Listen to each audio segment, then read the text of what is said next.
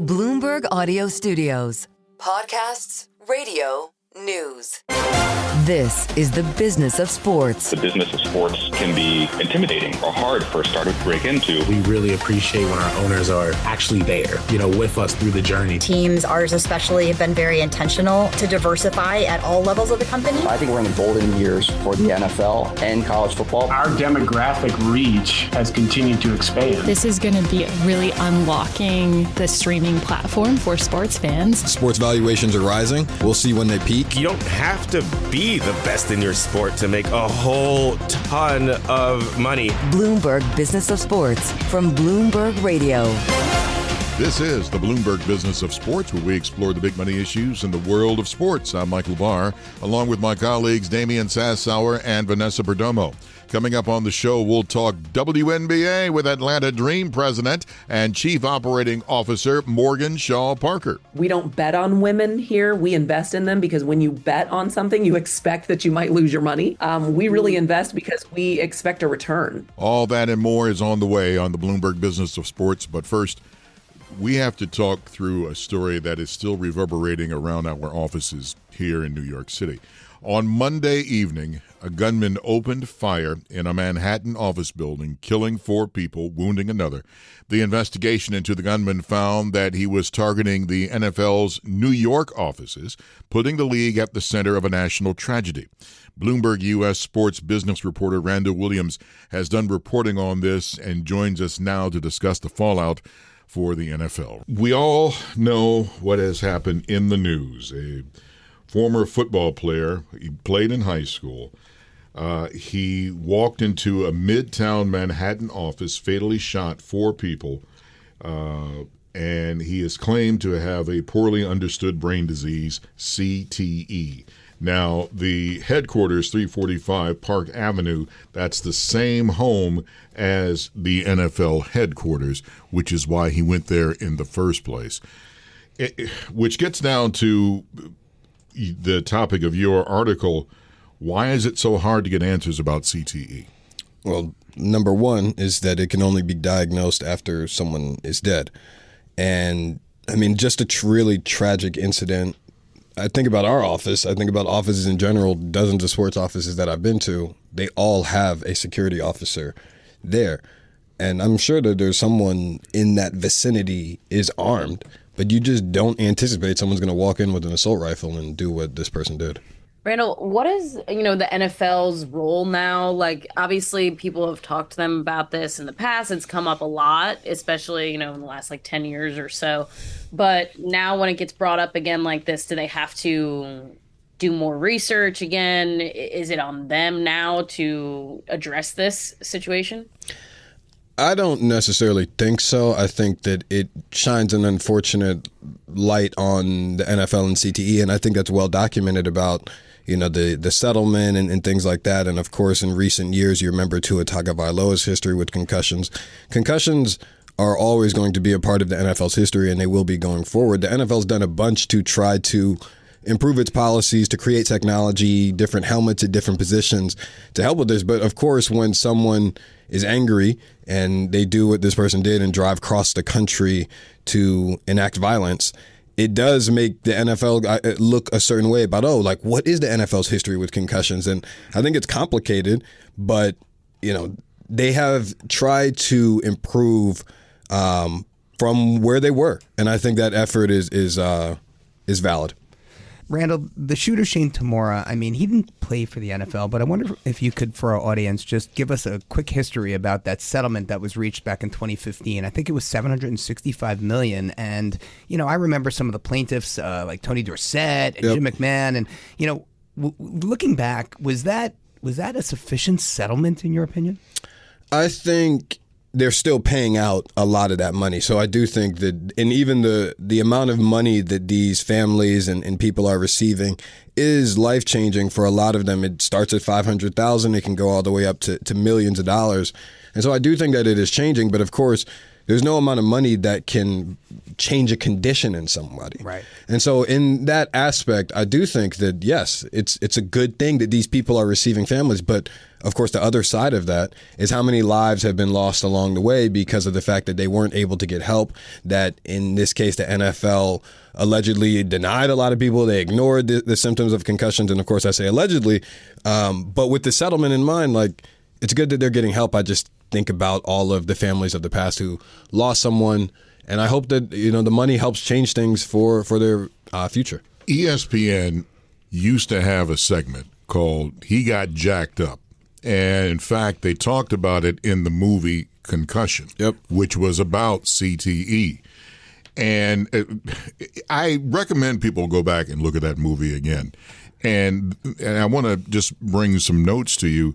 One of the players who had CTE and he's failing, he goes to Dave Duerson. And he's like, help me, man, help me. What people forgot, and I remember doing this story, is that Dave Duerson as well committed suicide. And he asked, please look at my brain for CTE. And sure enough, he had CTE. Right.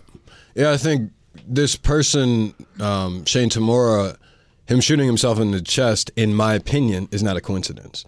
One of the texts that I receive in the hours after, because the crazy thing, I'll paint a picture of my day, of course.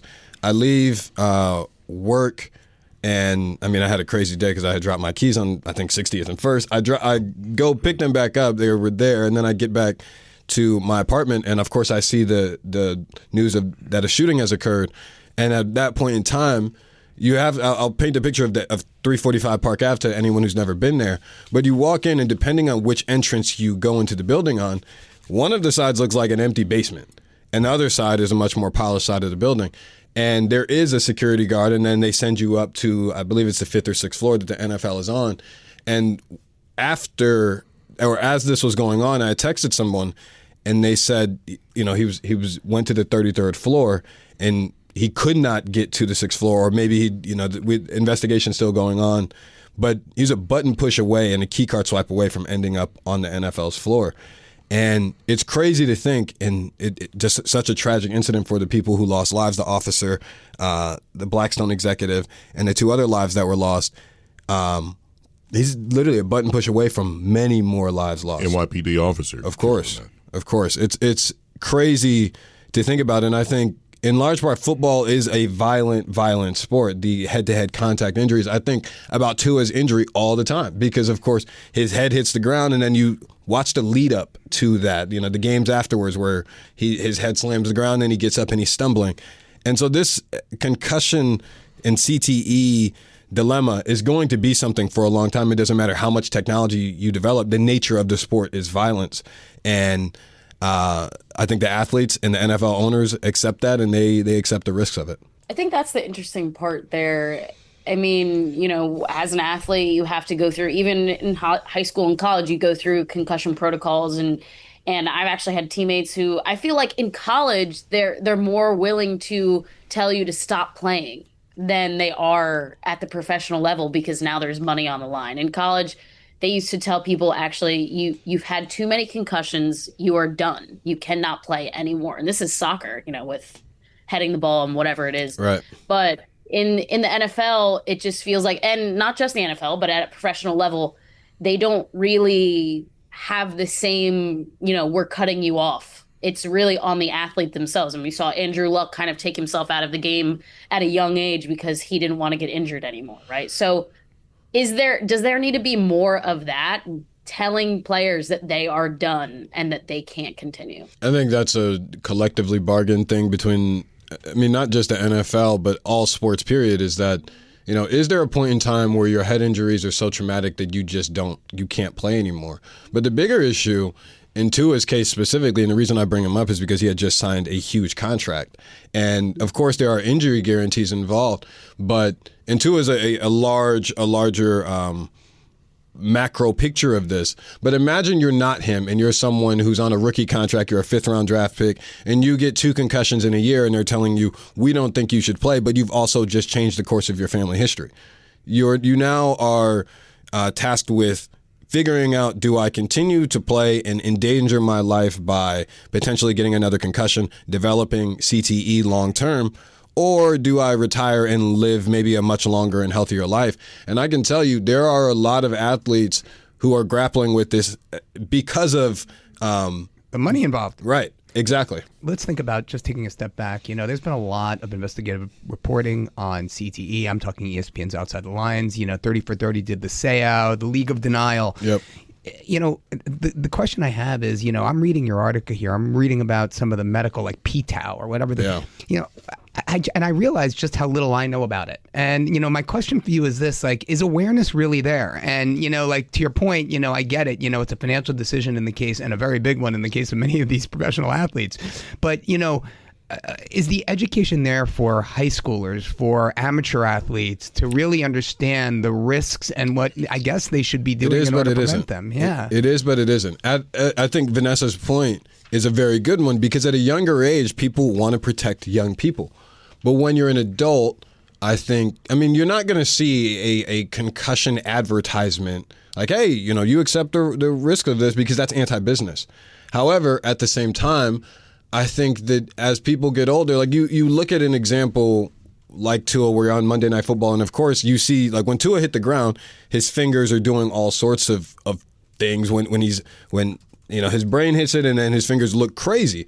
But it doesn't stop it. Like, the season continues.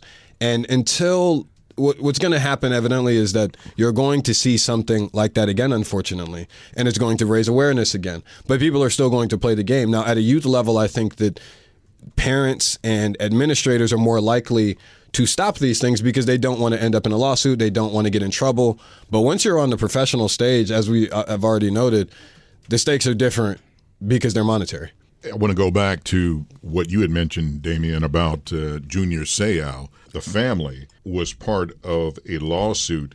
In fact, it was a $765 million lawsuit about 10 years ago with over 4,500 players.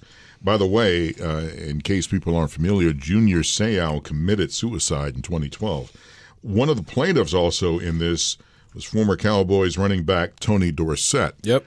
And I saw that game where he got hit so hard in the head, it knocked his helmet askew. Yeah. And back then, it was like, how you feeling? And it's like, yeah, I'm going to shake it off.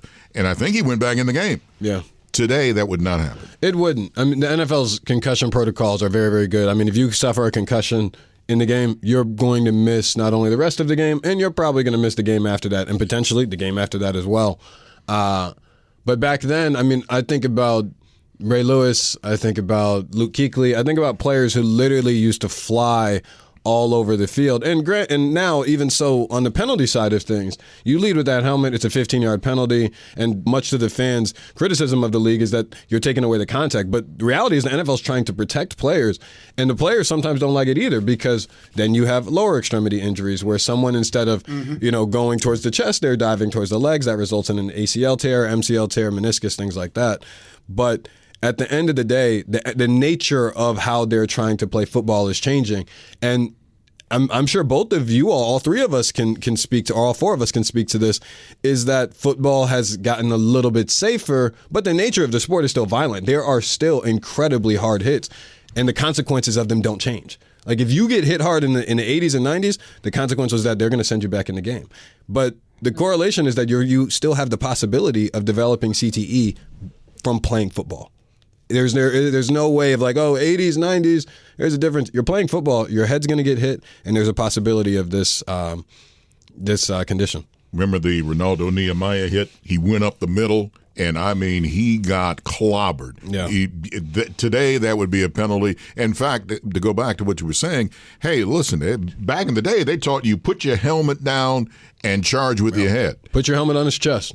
Yeah. The last thing I'll say is that the biggest thing that I'm wondering going forward is how this changes security, not only at sports offices, but at sports events going forward. Right. Like at the Super Bowl, Vanessa, I'm sure you can speak to this as well, but more security than I've ever seen. You have guys standing on vehicles that I've only seen in movies, roadblocks up, and of course that had to do with the tragedy on January 1st in New Orleans as well. But going forward, what do NFL league meetings look like? What do the NBA Board of Governors meetings look like? What do the MLS's and the MLB's Winter League meetings look like? Because you want to protect these people, and you don't know how many individuals like Shane Tamura are out there. And these are things that are highly broadcasted because of the fact that these meetings change rules. There's trades that are struck in these things. And so with that in mind, what does it look like going forward? How much are these sports leagues going to emphasize security now that this tragedy has happened? Randall, I wish we could have brought you in for a much more happier topic, but this is something that needed to be discussed, and you are all over it. Our thanks to Bloomberg US sports business reporter Randall Williams for joining us today. Up next, we turn to the WNBA. For Damian Sassower and Vanessa Perdomo, I'm Michael Barr. You're listening to Bloomberg Business of Sports, Bloomberg Radio around the world. This is Bloomberg Business of Sports from Bloomberg Radio. This is the Bloomberg Business of Sports, where we explore the big money issues in the world of sports. I'm Michael Barr, along with Damian Sassower and Vanessa Perdomo. On the way, we've got Morgan Shaw Parker. She's president and chief operating officer for the WNBA's Atlanta Dream. The three, no. Rebound, Alicia Gray. What a year she is having. Career high in points, and the three is dropped. We'll talk to her about the growth of the league and her team in particular. That is up next. But joining us now to talk a little bit about the state of the WNBA is Bloomberg News global business reporter Ira Budway. Ira, welcome back to the Bloomberg Business of Sports. Good to be here. You wrote a great article. It's on the WNBA's Caitlin Clark, and the effect is now the ripple effect, as you call it. When she missed 5 games due to a quad injury early, TV ratings tanked. Can you go more into Clark's impact on the business of the WNBA and her impact? Yeah, it's been very interesting because obviously last season, her rookie year was all about what is the Caitlin Clark effect, and it was noticeable. It was big. It was basically the most reliable and significant kind of single player impact that we've seen since Tiger Woods in golf. And this year, it's kind of been, because she has been injured so much, it's sort of offered this sort of real world experiment in the league with and without her. And what we've seen is that, yes, ratings suffer when she's not there, but the baseline is much higher than it used to be. I think the best probably example is the All-Star game. You know, they got 2.2 million viewers this year. She was injured. That's less than last year when she played. It was a record 3.4 million last year. But the 2.2 million is the second most ever for that game. So the bar, you know, it's the idea, I think, was all these new fans arrive as Caitlin Clark fans, and then they discover Nafisa Collier and the Lynx and Asia Wilson and the Aces and Sabrina Ionescu and the Liberty, and they stick around and they become WNBA fans. They become Fever fans. They become fans in a broader way. I think that premise is holding. So we're sort of seeing the ripple effect out from, it's not just Caitlin Clark. It's really it's a broader based rise for the league. What do you think, you know, Paige Beckers has to do with that as well? Is it the other newcomers coming along? Is it them, you know, people paying attention to all those other people, Paige Beckers, Angel Reese, all of that? Or is it, like you said, is it the Nafisa Colliers and Kelsey Plum and all these other people that they're realizing are there for the first time? You know, it's a good question. They are very fortunate that the pipeline didn't just kind of stop with Clark. Paige Beckers in her own right is a pretty big deal, and Juju Watkins coming up behind, and you have some young players that are the players the league's getting into, right? Angel Reese, that rivalry obviously Paige has Beckers been was a Jeopardy question. That's how big she's getting. That's how you know. But, you know, and so it's that momentum is building. And then you just have some super teams, too. You know, the Liberty are just a phenomenon on their own. You're basically watching all of the things that make mainstream sports leagues work come into play for the WNBA in a big way now. They are just a part of the conversation in sports. They are on the ticker. They are in the Sports Center roundup. They are on social media. For better and for worse, they have all of the noise and the hype and the revenue that comes and the conflict that comes with, getting into the big time. Ira, last October, the WNBA Players Union voted to opt out of their current CBA, their collective bargaining agreement, 2 years early, right? Are we going to have a lockout here if they don't agree to a deal in the next few months? I mean, is there a possibility that we could see a work stoppage? And to that effect, Caitlin Clark being injured, that probably doesn't help the Players Association all that much, given where we are in the negotiations. Am I wrong? Yeah, it's interesting. I mean, I think what the players would say is, look, you just added 3 teams at a $250 million fee, which is like 5 times what the expansion fee used to be. You just signed media deals for $200 million a year, which is about 4, 5, 6 times what you used to be pulling in. All the metrics point upwards, with or without Caitlin Clark. So you're going to need to pay us our share. But yeah, to answer the first question, I think everybody seems to think that the league and the players are not very close right now, right. That there's not a lot of trust between them, and that the distance between what the players are demanding and what the league is prepared to offer is very wide. Now, these things have a way of, as you get closer, deadlines kind of spur action. And I think everybody understands how damaging it would be. You take something that has this momentum that we're talking about, but it's new still. I think that it has broken out in this way. If you just, to the typical fan, I don't know that they're going to dig into the details. They're just going to go, oh, this went away. They can't agree. They're squabbling. Oh, well, right? And I think it's a real risk there that you take that momentum and you squander it. So I don't know if maybe cooler heads prevail here, but at the moment, it looks like when this deadline approaches at the end of October, they're not going to be able to come to an agreement. I want to expand more on that, about the 3 teams that are going to join: Detroit, Philly, and Cleveland. And as you mentioned, the expansion fee was $250 million. It used to be $50 million. Doesn't that give some leverage to the players' union?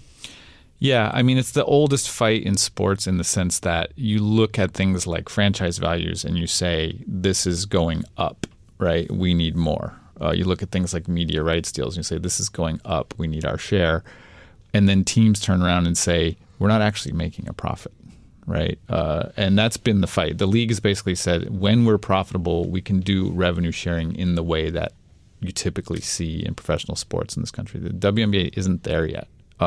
In terms of just contractually at the moment. They don't have the kind of split that they don't have any sort of promised share of revenue. And so, it's more of just a structured scale. And I think that's what they want to get to. And that's what the fight is over. It's kind of like, who do you believe? There were reports that the league as a whole is still losing tens of millions of dollars a year, just on a sort of profit and loss basis. But that's hard to square with the fact that media companies and investors seem very bullish on its future and are willing to put real money into it at rates that we've not seen before. Ira, it's interesting because I feel like, and correct me if I'm wrong, but the W's having to, prove that their profitability, like you said, when we're profitable, then we'll do revenue sharing and all of that. But did all of the other leagues, like did the NBA have to do this? Did the NFL have to do this? The MLB, did they all have to prove profitability before the players started getting paid like fairly? That's a good question. Whether revenue sharing broadly, you had to have profitability first. I don't think so. I'm sure every league's story is different. But what's weird with the WNBA is that it's a co-property with the NBA still, right? Its equity is owned in part by every NBA owner. Its equity is also owned by a group of investors who invested in the league as a whole, and its equity is owned by each franchise owner. So it's a slightly different basket of stakeholders, and the commissioner, Catherine Engelbert, she works for Adam Silver. In the end, he is going to have final say, as he did on media deals. And so it's just, I think, a little bit more complicated trying to get everybody on the same page. So, Ira, that's a really, really interesting point that Kathy Engelbert, who, by the way, she was the first female CEO for Deloitte. She'd been there for 33 years. And, but it's not her call. It's Adam Silver's call. And I think that's the interesting point here, because I keep I was like, wait, why is it so contentious? Why is Kathy Engelbert driving such a hard bargain? But I guess you're right. It's the owners, and they're represented first and foremost by Adam Silver. Yeah, I mean, I think Engelbert is leading on this, and I think her recommendations and her, she'll be the one doing the day-to-day negotiating, the face of negotiations for the WNBA. But she does work for Adam Silver, and I think and ultimately Adam Silver and Engelbert, they work for the owners. Yeah.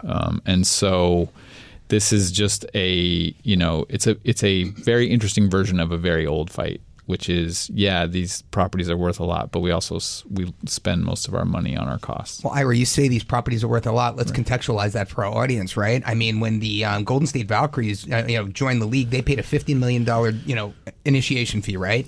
Cleveland, Detroit, and Philadelphia have been approved to join by 2030, and they are paying an expansion fee of $250 million each. I mean, so if that's just representative of the growth of the league, one would think and assume that however these negotiations go, women basketball players, professional basketball players are going to be paid a lot more money and have a much bigger stake in the success of the league going forward. Would you not agree with that? Yeah, their pay is going to go up, assuming they can get a deal done. I think the question is going to be whether they can sort of make it where their pay goes up commensurate with the league's, with the expansion of revenue for the league. And it is interesting, even those prices for those expansion fees for those 3 new teams, if you look at our friends at Sportico did their annual valuations, they've got the Valkyries, who are the newest team, worth $500 million, which is pretty wild to think about. An expansion team in a women's sport with a valuation like that after so little time. So I think the players are definitely in a position to point to a lot of numbers and say, this is built on our work, and this is built on our celebrity and our skill and our talent, and we want a bigger share. This is hinging on the fact that a lot of the WNBA teams are connected to NBA teams. Obviously, with Detroit and the Pistons and this expansion and going on, what will it take for a WNBA team to be totally independent of any NBA team?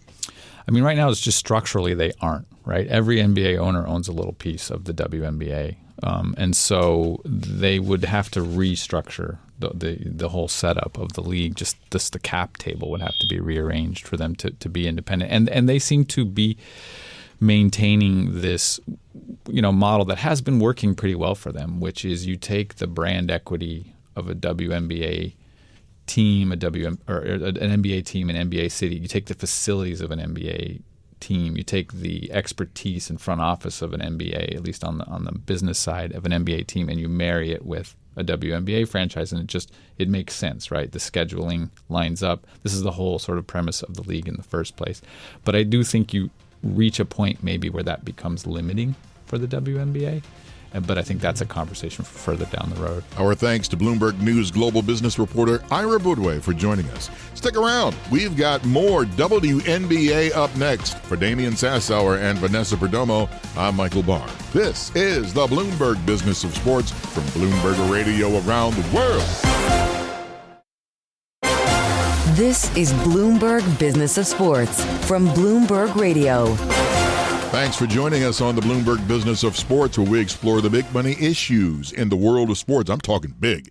I'm Michael Barr, along with Damian Sassower and Vanessa Perdomo. Joining us now is Morgan Shaw Parker. She's president and chief operating officer of the WNBA's Atlanta Dream. The Dream, they're on their way to a third straight playoff appearance, and Morgan is here to talk to us about the team's growth trajectory as the arrow continues to point up for the WNBA. Morgan Shaw Parker, welcome to the Bloomberg Business of Sports. Well, thank you so much for having me. What a pleasure to be here today. The Atlanta Dream. You guys made the playoffs the last 2 seasons, and a lot of it has to do with GM Dan Padover. Can you go more into Padover's impact on the team? Yes, I have the good fortune of being able to be attached at the hip with Dan Padover. He really manages the basketball side of the business on the court, and I manage the business side. But, Padover is a 2-time WNBA Executive of the Year. He came on board basically at the exact same time that I did, right after new ownership took over in 2021. And has really transformed this organization on the basketball front to be a powerhouse on the court. We have just brought on a new head coach in Carl Semesco this year and elevated the capacity of what this team is able to accomplish and maximize what we are getting out of our young core and add a few amazing players to the roster this year. And so you're absolutely right.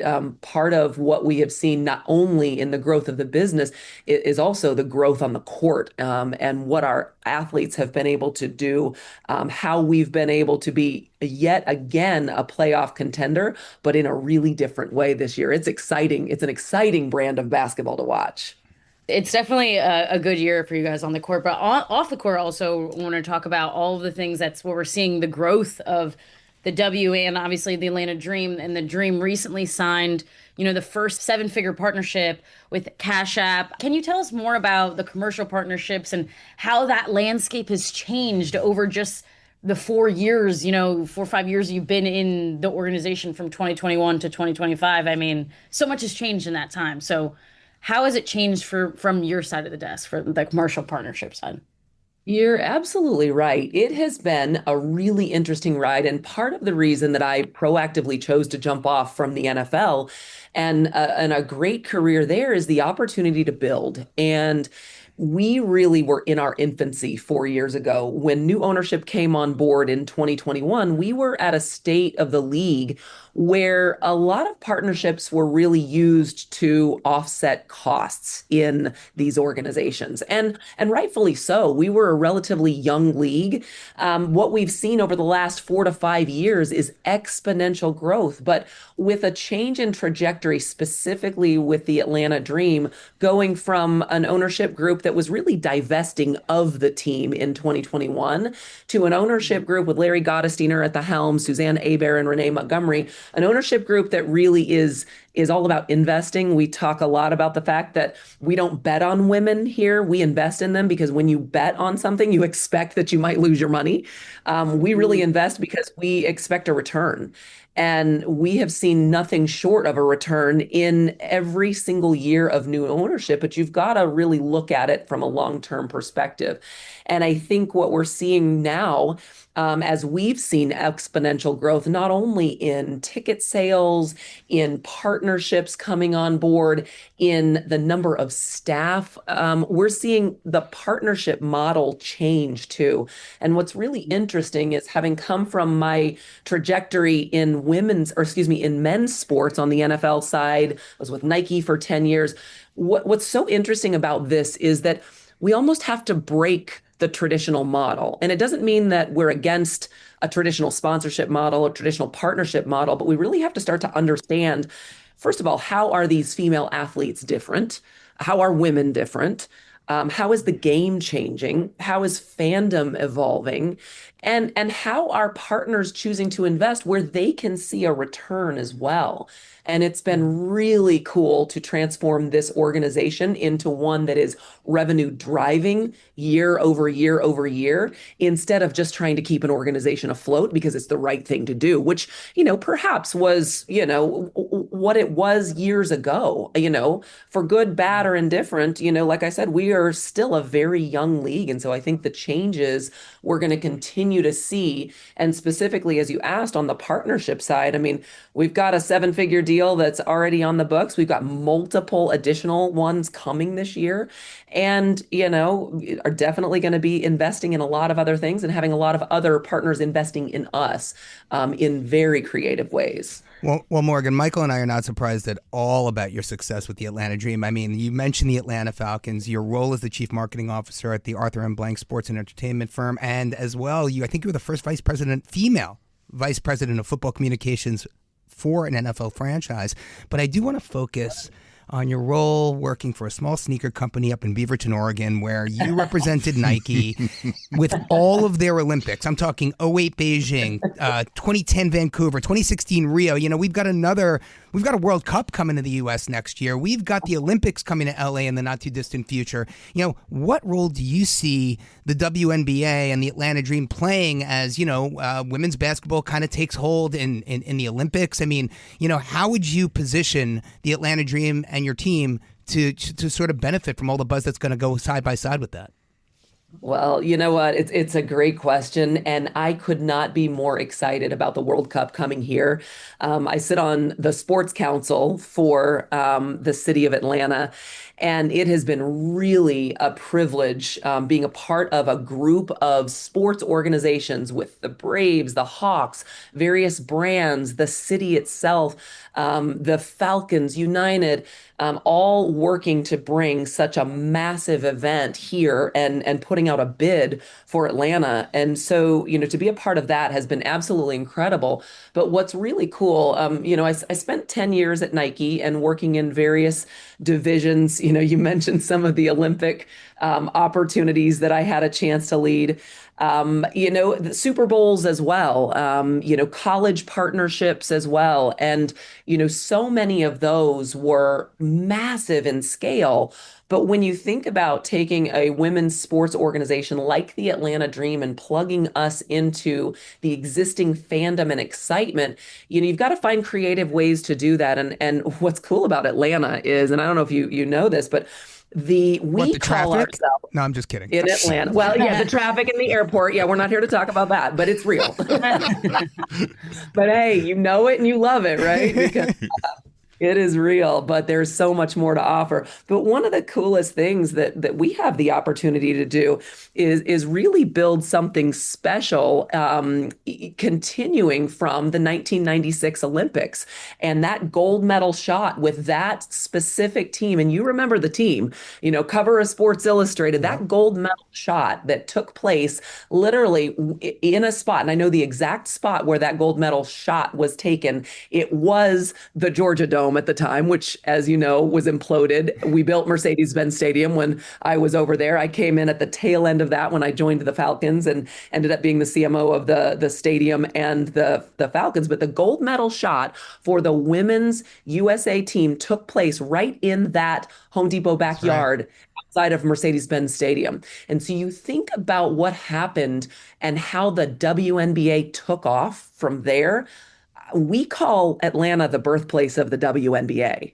And so when you really think about that and you start to own that, then you start to look at, well, man, what could this possibly be when we insert the dream conversation and the WNBA conversation into something like a World Cup, something like an international sporting event coming to this city, and making sure that Atlanta, which, as you know, Atlanta influences everything. I'll steal that line from my friends over at AIE, but it really is true. You know, we hold that near and dear.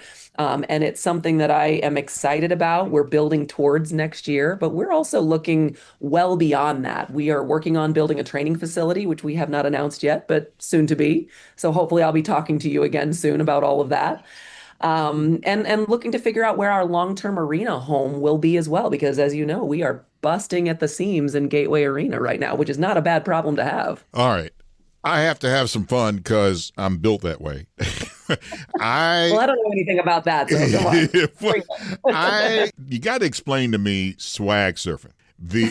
You guys started this tradition, the dream, and it spread to the entire WNBA. It started with Fast Life Youngsters, and he created this. I'm going to play a bit of the song. Man, I got this swag. My head not to my bag. See, we're swagging right now, man. It's like